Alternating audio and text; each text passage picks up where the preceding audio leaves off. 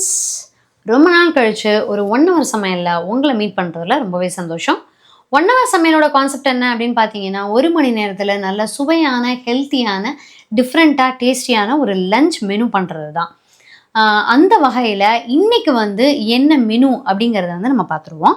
இன்னைக்கு மெனு என்ன அப்படின்னா, மெயின் டிஷ் வந்து பச்சை பயிறு கடையல், அந்த வேக விட்ட தண்ணியில் ரசம், பாகக்காய் பொரியல் அண்ட் புடலங்காய் பொரியல். இதுதான் வந்து இன்னைக்கு மெயின் மெனு. ஆஸ் யூஷுவல் அதுக்கு தேவையான ஒயிட் ரைஸுக்கு ரைஸ் வந்து ஊற வச்சுருக்கேன்.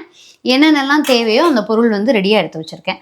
பார்த்தீங்க அப்படின்னா, பச்சைப்பயிறு வந்து நம்ம முழு பச்சைப்பயிரை பயன்படுத்துகிறத காட்டிலும் இந்த மாதிரி உடச்ச பச்சைப்பயிறு வறுத்து யூஸ் பண்ணும்பொழுது அது ஈஸியாகவே வந்து நம்ம கடையிறதுக்கு கொஞ்சம் வசதியாக இருக்கும். அதனால தான் வந்து உடச்ச பச்சைப்பயிரை வந்து நான் யூஸ் பண்ணுறேன். அதே மாதிரி இந்த பாகக்காய் இருக்குது பார்த்தீங்களா, பாகக்காய் வந்து ரொம்ப ஃப்ரை பண்ணாமல், ஆல்ரெடி நம்ம பேசிட்டு தான் இருக்கோம். இடையில உங்ககிட்ட நான் சொல்லும்பொழுது டயட்டில் இருக்கும், ஆயிலெலாம் கொஞ்சம் கம்மியாக தான் யூஸ் பண்ணுறோம் அப்படின்னு சொல்லிட்டு. ஸோ நிறைய ஆயில் போட்டு செஞ்சால் தான் இது வந்து இதனுடைய கசப்பு போகும். பட் அதுக்கு மாற்று வழியாக இன்றைக்கி பொரியல் வந்து நான் இன்றைக்கி கொஞ்சம் ஒரு டிஃப்ரெண்ட்டாக தான் பண்ண போகிறேன். டிஃப்ரெண்ட்டாக இந்த சென்ஸ் ஒன்றும் இல்லை, நம்ம பண்ணும்போது தெரியும், நிறைய பேர் அதை யூஸ் பண்ணிகிட்ருப்பீங்க. புதுசாக ஒரு சிலர் தெரியாதவங்களுக்கு அதை நீங்கள் வந்து பயன்படுத்திக்கலாம். எண்ணெய் கம்மியாக, அதே சமயத்தில் கசப்பு தெரியாமல் பாகக்காய் பொரியல் பண்ணுறதுக்கு. ஸோ தேவையான எல்லாமே இருக்குது, பெரிய வெங்காயம், தக்காளி எல்லாமே. ஸோ இப்போ ஃபஸ்ட்டு என்ன பண்ணிடலாம் அப்படின்னா, சாப்பாட்டை வந்து குக்கரில் வச்சுருவோம். இந்த உடச்ச பச்சை பயிரை நல்லா ட்ரையான ஒரு வானலியில் நல்லா வறுக்க ஆரம்பிச்சிடலாம். டைம் பார்த்தீங்க அப்படின்னா இப்போ வந்து 12:02 நியர்லி 12:05 ஆக போகுது. நம்ம ஒரு 1:05 1 மணி நேரத்துக்குள்ளே இந்த லஞ்ச் மெனுவை வந்து முடிக்கணும். அதுதான் நம்மளுடைய கான்செப்ட். ஸோ இப்போ சாப்பாடை வச்சிடலாம் குக்கரில். இதை வந்து நல்லா கோல்டனாக ட்ரையாக வறுக்க ஆரம்பிக்கலாம். சாப்பாடு வந்து குக்கரில் வச்சாச்சு. இப்போ நான் சொன்ன மாதிரி ஒரு லோ ஃப்ளேமில் வச்சு இதை வந்து வறுத்துட்ருக்கேன். நல்லா வந்து வாசனை வரும், அதே சமயத்தில் கலர் கொஞ்சம் லைட்டாக சேஞ்ச் ஆகட்டும். அந்த மாதிரி வரும்போது நம்ம குக்கரில் போட்டு வேக விட்டுக்கலாம். இப்போ பக்கத்தில் வந்து பாகக்காவை வந்து அலம்பி வச்சுருக்கேன். இப்போ இது நம்ம என்ன செஞ்சிடலாம், குட்டி குட்டி பீஸாக சின்ன சின்னதாக வந்து நறுக்கி வச்சிடலாம். அப்போ தான் வேக வைக்கிறதுக்கு வந்து நமக்கு ஈஸியாக இருக்கும்.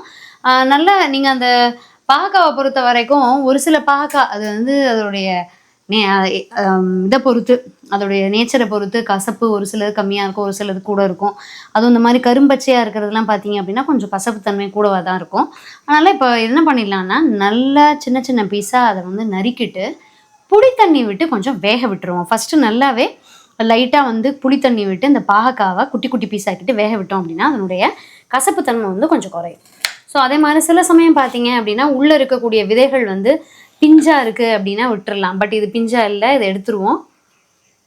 எடுத்துட்டு இந்த மாதிரி நான் ஃபஸ்ட் இப்போ காமிக்கிறேன் பாருங்கள். இந்த மாதிரி உங்களுக்கு நறுக்கிக்கலாம். ரொம்ப பெரிய பீஸாக போட வேண்டாம், கொஞ்சம் சின்னதாகவே போட்டுக்கலாம். இதே நீங்கள் வந்து எண்ணெய் விட்டு நம்ம வதக்கிற மாதிரி இருந்தது அப்படின்னா டக்குன்னு வந்து வதங்கிடும், கொஞ்சம் கசப்பு தெரியாமல் இருக்கும். பட் எண்ணெய் கம்மியாக இருக்கணும் அப்படிங்கிறதுனால தான் இந்த மெனக்கடல். ஃபஸ்ட்டு ஒரு தடவை வேக விட்டுட்டு அதுக்கப்புறம் வந்து பொரியல் பண்ணோம் அப்படின்னா எண்ணெயோட இன்டேக்கும் கம்மியாக இருக்கும், கசப்பு தன்மையும் கம்மியாக இருக்கும். ஸோ அந்த மாதிரி பீசஸில் வந்து நறுக்கிக்கலாம். வானலியில் ஒரே ஒரு டீஸ்பூன் அளவுக்கு மட்டும்தான் நான் நல்லெண்ணெய் எடுத்திருக்கேன். இப்போ நான் வந்து பாகக்காவெல்லாம் நறுக்கி வச்சாச்சு. இப்போ அதில் வந்து சேர்த்துருவோம். இதை வந்து கொஞ்சம் உப்பு போட்டு மஞ்சள் பொடி போட்டு வதக்கிட்டு ஒரு 1/4 பங்கு வதங்கினதுக்கப்புறமா நம்ம வந்து புளி தண்ணி விட்டு மூடி விட்டு வேக விட்டுக்கலாம். ஸோ இது பாட்டுக்கு அப்படியே சிம்லேயே வச்சு வதங்கட்டும். உப்பு போட்டு மஞ்சள் பொடி போட்டுக்கலாம். இப்போ இங்கே வந்து பார்த்தீங்க அப்படின்னா சாப்பாடு வந்து இன்னும் ஒரே ஒரு 2-3 நிமிஷத்தில் வந்து ஆஃப் பண்ணிடலாம். சவுண்டெல்லாம் நம்ம கணக்கு கிடையாது. நான் யூஸ் பண்ணுறது வந்து அக்ஷய பொன்னி புழுங்கல் அரிசி. நல்லா ஊற வச்ச அரிசியை தண்ணி கொதிக்கும் போது 3 பங்கு தண்ணி கொதிக்கும் போது சிம்மில் வச்சுட்டு அரிசியை போட்டு க்ளோஸ் பண்ணோன்னா 10 நிமிஷம் தான். ஸோ இங்கே வந்து வறுத்த அந்த நல்ல வாசனை வர வரைக்கும், நல்லா லைட்டாக கலர் சேஞ்ச் ஆகிற வரைக்கும் வறுத்து அந்த பச்சை பயிரை களைஞ்சிட்டு ஒரு 2 தக்காளி போட்டு இன்னும் ஒரு கிட்டத்தட்ட ஒரு 4 பங்கு அளவுக்கு தண்ணி விட்டு மஞ்சள் பொடி போட்டு குக்கரில் வேக விட்டுருக்கேன். ஸோ இது நல்லா ஹை ஃப்ளேமில் ஒரு 5-6 விசில் வரட்டும்.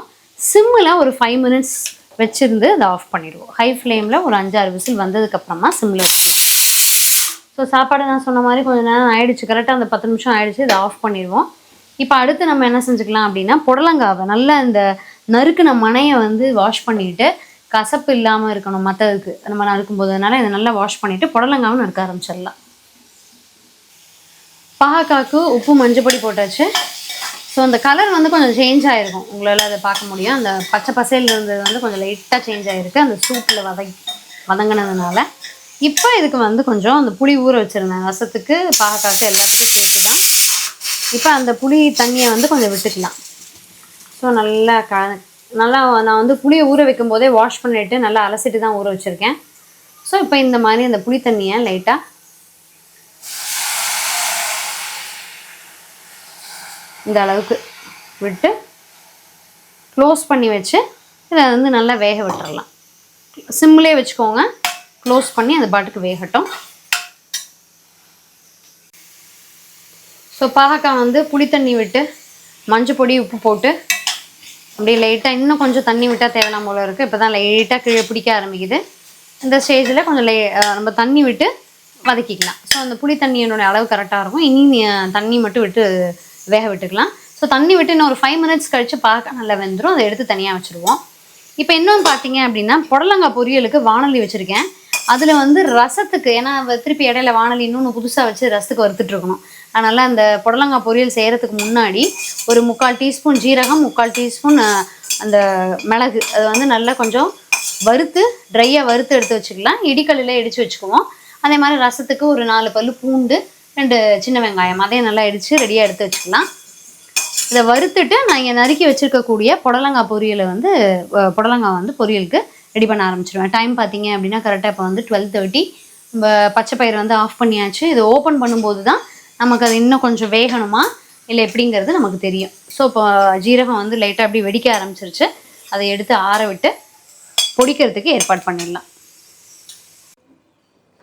புடலங்காய்க்கு சும்மா ஒரு 2-3 டீஸ்பூன் அளவுக்கு பாசிப்பருப்பு போட்டு அதில் வந்து லைட்டு தண்ணி விட்டு இதையும் போட்டிருக்கேன். உப்பு மஞ்சப்பொடி போட்டுக்கலாம். நல்லா வெந்ததுக்கப்புறமா தேங்காய் போட்டுட்டு தாளிச்சு கொட்டினோம் அப்படின்னா புடலங்காய் பொரியல் வந்து முடிஞ்சிடும்.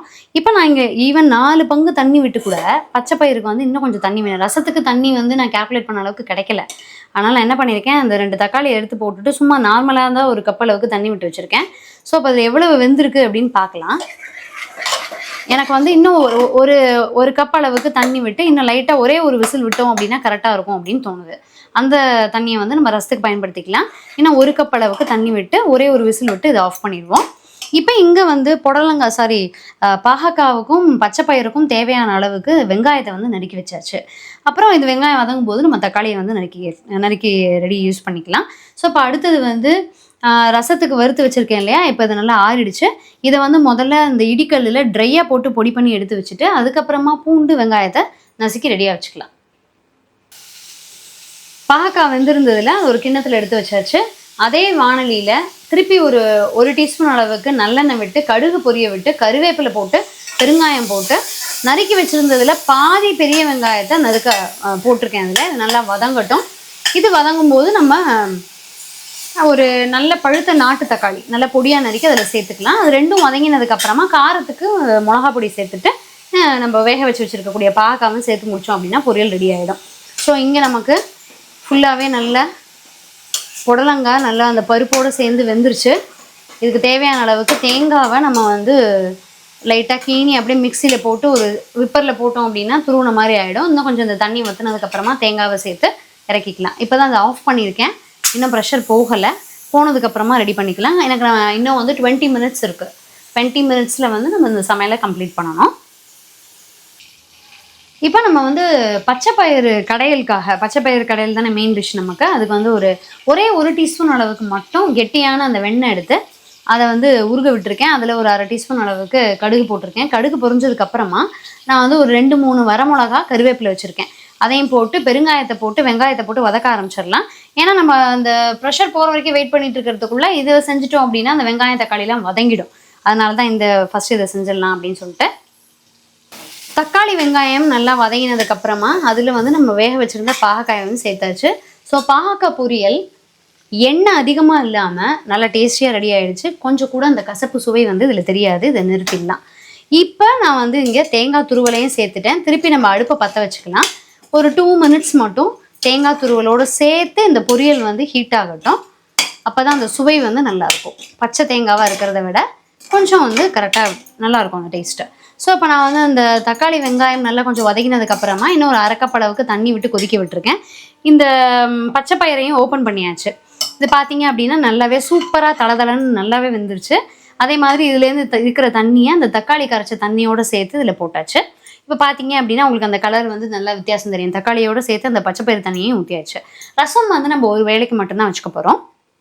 அதனால் இந்த குவான்டிட்டி இருந்தால் கரெக்டாக இருக்கும். ஸோ இதில் இப்போயே நம்ம கீழே வச்சு இதில் தேவையான அளவுக்கு புளித்தண்ணி, தக்காளி புளிப்பு பத்தலை அப்படின்னா புளித்தண்ணி விட்டுக்கலாம். ஸோ இப்போ இதில் என்னென்னலாம் இருக்குதுன்னு பார்த்தீங்கன்னா தக்காளி தண்ணி, பருப்பு இந்த பச்சைப்பயிறு வேக வச்ச தண்ணி, அதுக்கப்புறம் வந்து புளித்தண்ணியை இப்போ ஆட் பண்ணிக்க போகிறேன். உப்பு, மஞ்சப்பொடி எல்லாத்தையும் ரசத்தை வந்து நம்ம இங்கேயே வந்து கூட்டி ரெடியாக எடுத்து வச்சுருவோம். பொடிச்ச அந்த மிளகு ஜீரக பொடி எல்லாத்தையும் சேர்த்து அப்படியே நம்ம அடுப்பில் வச்சு ஒரு நுர கட்டினதுக்கப்புறமா நிறுத்திக்க போகிறோம். தாளித்து கொட்டிடலாம். ஸோ இப்போ வந்து என்ன பண்ண போகிறேன், இந்த பச்சை பயிரை இந்த தக்காளி வெங்காயம் வதக்கிருக்கு இல்லையா அதில் சேர்த்துக்கலாம். உங்களுக்கு காரம் பத்தலை அப்படின்னா சாம்பார் பொடியும் சேர்த்துக்கலாம். சாம்பார் பொடி ஒரு 1/2 டீஸ்பூன் சும்மாவே சேர்த்தா கூட நல்லா வாசனை வந்து கமகமன்னு சூப்பராக இருக்கும். ஸோ இது வந்து நம்ம வெண்ணெயில் தாளிச்சிருக்கிறதுனால அந்த நெய் வாசனையோட அந்த பச்சை பயிறு கடையல் வந்து ரொம்பவே சூப்பராக இருக்கும். ஸோ இது லைட்டாக அப்படியே இதோடு சேர்த்து நல்லா ஒரு 5 நிமிஷம் அளவுக்கு கொதிக்கட்டும். காரம் பத்தலை அப்படின்னா நம்ம வந்து சாம்பார் பொடி சேர்த்துக்கலாம். ஸோ டைம் வந்து இன்னும் நமக்கு ஒரு 7 மினிட்ஸ் இருக்குது. அதுக்குள்ளே நம்ம தாளித்து கொட்டுறது ரசத்தை கூட்டி நம்ம மேலே வச்சோம் அப்படின்னா அது சீக்கிரமாகவே ஒரு 5 மினிட்ஸில் வந்து என்ன ஆகிடும்னா நுர கட்டிடும். ஃப்ரெண்ட்ஸ், பச்சை பயிறு நல்லா ஒன்றோட ஒன்று சேர்ந்து நல்லா கொதித்து சூப்பராகிடுச்சு. இதில் நிறுத்தியாச்சு. நல்லா நெய் வாசனையோட மொத்தமாகவே இதுக்கு நான் யூஸ் பண்ண அந்த வெண்ணெயோட அளவு 5 கிராம் தான். எப்போதுமே ஒன்று ஞாபகம் வச்சுக்கணும், எண்ணெயை நம்ம மேக்ஸிமம் குறைக்கும் போது டேஸ்ட்டும் அதுக்கேற்ற மாதிரி தான் இருக்கும். நம்ம வந்து ஒரு டயட் கான்ஷியஸாக போகும்போது கொஞ்சம் அந்த சுவையை கூட்டுறதுக்காக தான் நம்ம சில புளிப்பு சுவை அதெல்லாம் கொஞ்சம் ஆட் பண்ணிக்கிறோம். இருந்தாலும் அந்த எண்ணெயில் வதக்கும் போது அதனுடைய சுவையே தனி தான். எண்ணெயினுடைய அளவை குறைச்சி நம்ம கொஞ்சம் பாயில் பண்ணி அதை வந்து ஸ்டீம் பண்ணி அந்த மாதிரிலாம் வேக வைக்கும்போது அந்த சுவை வந்து கொஞ்சம் கம்மியாக தான் இருக்கும். ஸோ அதனால் வந்து அதுக்கேற்ற மாதிரி தான் நம்ம எதிர்பார்க்கவும் முடியும். ஸோ பட் டேஸ்ட் வந்து நல்லா தான் இருக்கும். அந்த டயட்டுங்கும் போது நம்ம அந்த மாதிரி தான் சாப்பிட முடியும். ஸோ இப்போ வந்து ரசத்துக்கு வந்து தேவையான எல்லாம் சேர்த்தாச்சு. நான் இப்போ இங்கே பார்த்தீங்க அப்படின்னா அந்த பொடிச்சு வச்சுருந்த அந்த மிளகு, ஜீரகம், பூண்டு எல்லாமே இதில் இருக்குது. இதையும் வந்து இதில் போட்டுடலாம். போட்டுட்டு உப்பு சேர்த்துட்டேன். மஞ்சப்பொடி மட்டும் போடணும். மஞ்சப்பொடி, அதுக்கப்புறம் வந்து கொத்தமல்லி தழை அதை மட்டும் போட்டு இதை வந்து நம்ம லைட்டாக அப்படியே நுர கட்டும் போது இறக்கிக்கலாம். ஃப்ரெண்ட்ஸ், சமையல் வந்து கம்ப்ளீட்டட். ஸோ அந்த புடலங்காய் பொரியலுக்கு தாளிச்சு கொட்டியாச்சு. அதே மாதிரி ரசம் வந்து நல்லா நுர கட்டிடுச்சு. நுர கட்டினதுக்கப்புறம் அதுக்கும் வந்து தாளிச்சு கொட்டியாச்சு. பச்சை பயிறு ரசம் ரெடி ஆகிடுச்சு. பாகக்காய் பொரியல், மெயின் டிஷ்ஷான பச்சை பயிறு கடையல் சூப்பராக ரெடி ஆகிடுச்சு. டைம் பார்த்தீங்க அப்படின்னா கரெக்டாக 1:10. நமக்கு வந்து 1 hour and 5 minutes ஆகிருக்கு. பேசிட்டே செய்யும்போது ஒரு 5-10 நிமிஷம் முன்ன பின்ன தான் ஆகும். ஸோ நல்ல ஹெல்த்தியான செம டேஸ்டியான சமையல் வந்து ரெடி. நீங்களும் இந்த பாகக்காய் பொரியல், பச்சைப்பயிறு கடையில் இந்த மாதிரி செஞ்சு பாருங்கள். செஞ்சு பார்த்துட்டு எப்படி இருந்ததுன்னு சொல்லுங்கள். இன்னும் ஒரு நல்ல அருமையான வீடியோவில் சந்திக்கலாம். தேங்க்யூ.